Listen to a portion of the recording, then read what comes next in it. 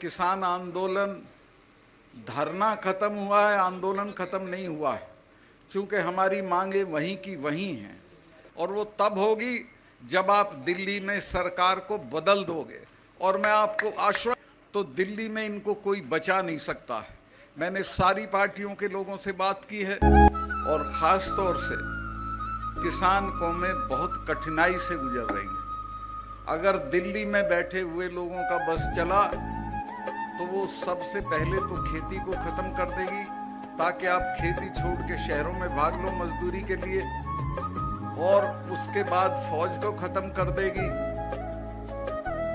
एक तरह से किसान कौमों को बर्बाद करने का नक्शा पास हुआ है। इस पे लड़ना पड़ेगा, और जो लोग लड़ेंगे वो बचेंगे।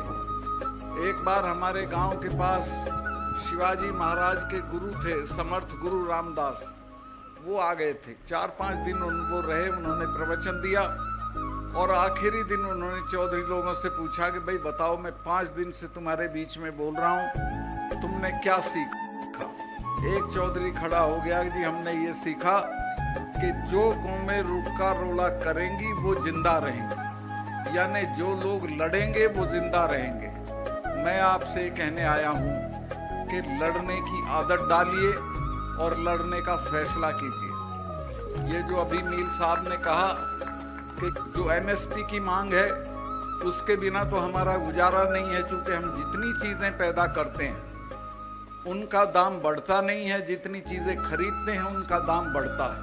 और नतीजा ये है कि किसान हर दिन गरीब हो रहा है, उसकी खरीदने की ताकत खत्म हो रही है। मैं कॉलेज में पढ़ता था तो शाम को हम खाना खा के हॉस्टल से घूमने जाते थे।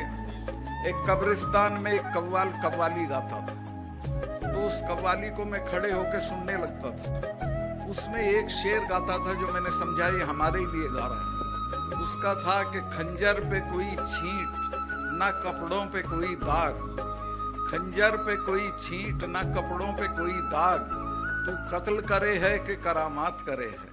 ये सरकार भी उसी तरह से किसानों का कत्ल कर रही है, उसे ये पता भी नहीं चलता कि उसके साथ क्या हो रहा है। भाइयों, मैं निवेदन ये करना चाहता हूँ कि आप धरनों पे बैठते हो, मांग करते हो, इसको छोड़ो। अब ऐसी स्थिति पैदा करो कि लोग तुमसे मांगे, बजाय इसके कि आप सरकारों से मांगे। और वो तब होगी जब आप दिल्ली में सरकार को बदल दोगे। और मैं आपको आश्वस्त करता हूं, इस बार अगर आपने एकता दिखाई, जात पात को छोड़ के इकट्ठा रहे, सब इस बात पे राजी हो गए हैं, एक उम्मीदवार के मुकाबले एक उम्मीदवार खड़ा करेंगे। अगर ऐसा हो गया तो ये दिल्ली में बचेंगे नहीं, और अगर ये बच गए तो एक बात समझ लो, फिर आप नहीं बचेंगे। ये आखिरी मौका है हम लोगों के लिए कि हम अपने पेशे को, अपनी ज़मीनों को, अपने बच्चों को बचाएं।